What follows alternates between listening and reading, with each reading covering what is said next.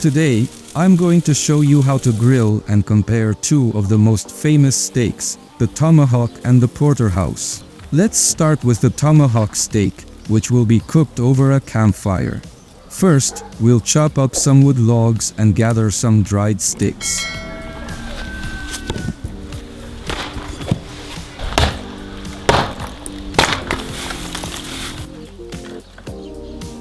Then, we'll light the briquettes and place the dried wood sticks on top, along with the chopped logs. We'll let the fire get going.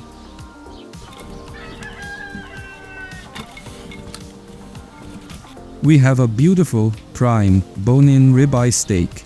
It's one of the finest cuts of beef available. Now, let's season it. We'll pour some olive oil all over the steak, then add salt and paprika.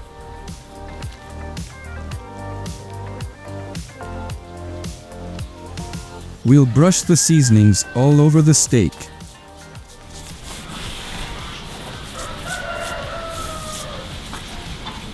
We'll do the same thing on the other side of the steak.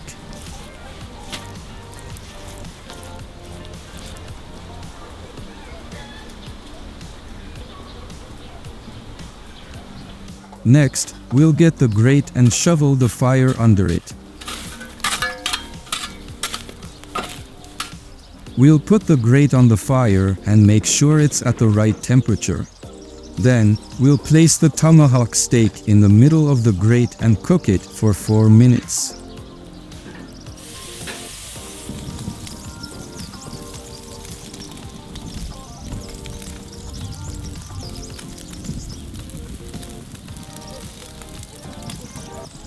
After 4 minutes, we'll flip the steak and cook it for an additional 4 minutes. The steak is looking mouth-watering, and my stomach is growling.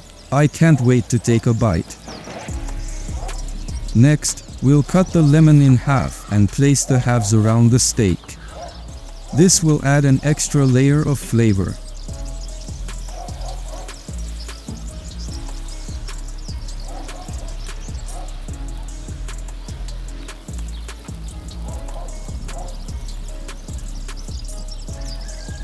The steak is perfectly seared and it smells amazing.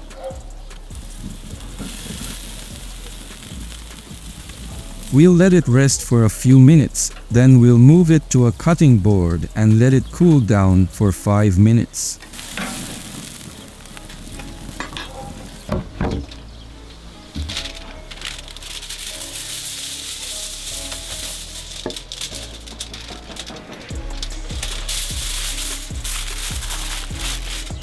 The tomahawk steak has been resting for 10 minutes, and the juices are pouring out.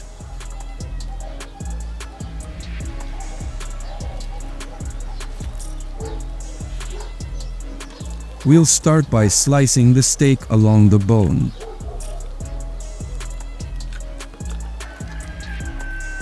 The steak is cooked perfectly on the inside, and it has a delicious char on the outside. It's so tender and flavorful.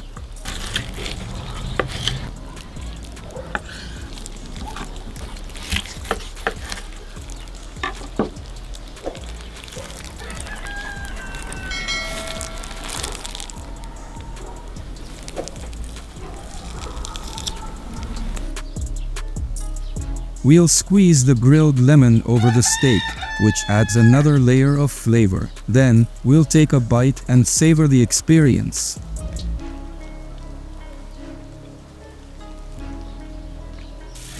Now, let's move on to the Porterhouse steak. We'll put the charcoal in the starter and light it up, and let it sit for 5 to 10 minutes, or until the charcoal is ready.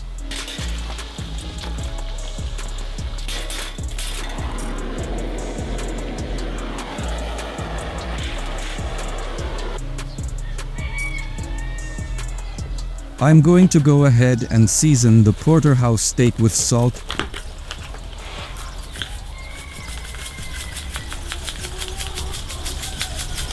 pepper,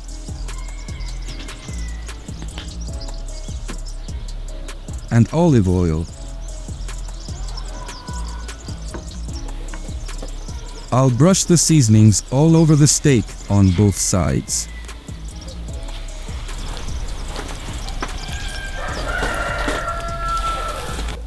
Now that the fire is ready, we'll dump the charcoal out of the starter and into the offset smoker.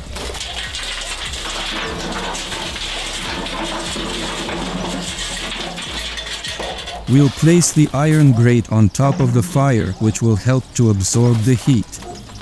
Then, we'll place the porterhouse steak in the middle of the grate.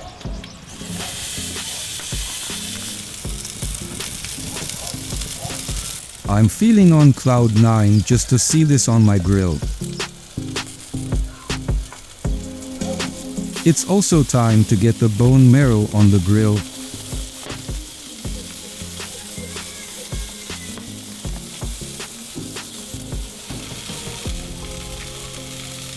We'll season the bone marrow with salt and pepper.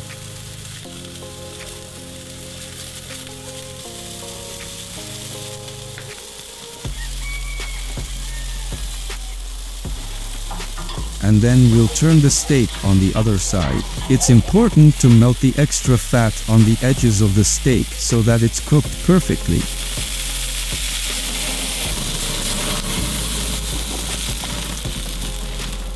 We'll let the steak rest for 5 to 7 minutes. We'll cut the loaf of bread in half and oil it on top. Then, we'll place the bread on the grill, directly over the fire.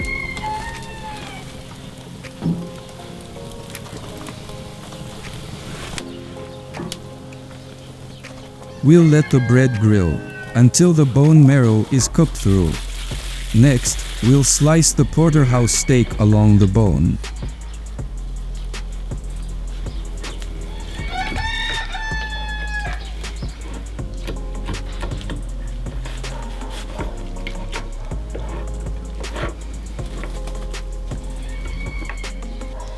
The steak is dripping with juices, and it looks amazing. We'll get the bread out and put some cream cheese on it.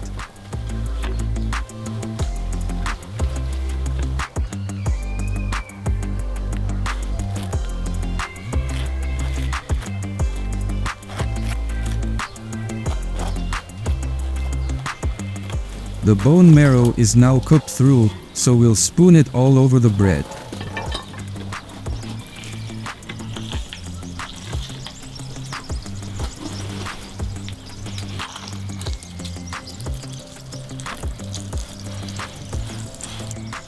We'll also add the sliced steak to the bread.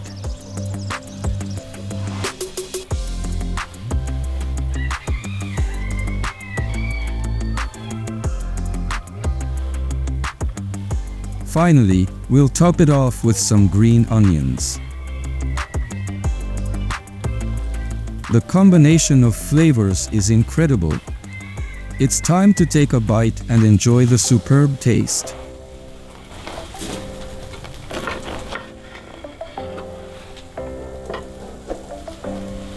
So, which steak do I prefer? I think the porterhouse steak is better than the tomahawk steak. The porterhouse steak has a better flavor and it's more tender. I also like that the porterhouse steak has two different cuts of beef, the tenderloin and the New York strip. I hope you enjoyed this video. If you did, please like and subscribe to my channel. Thank you so much for watching.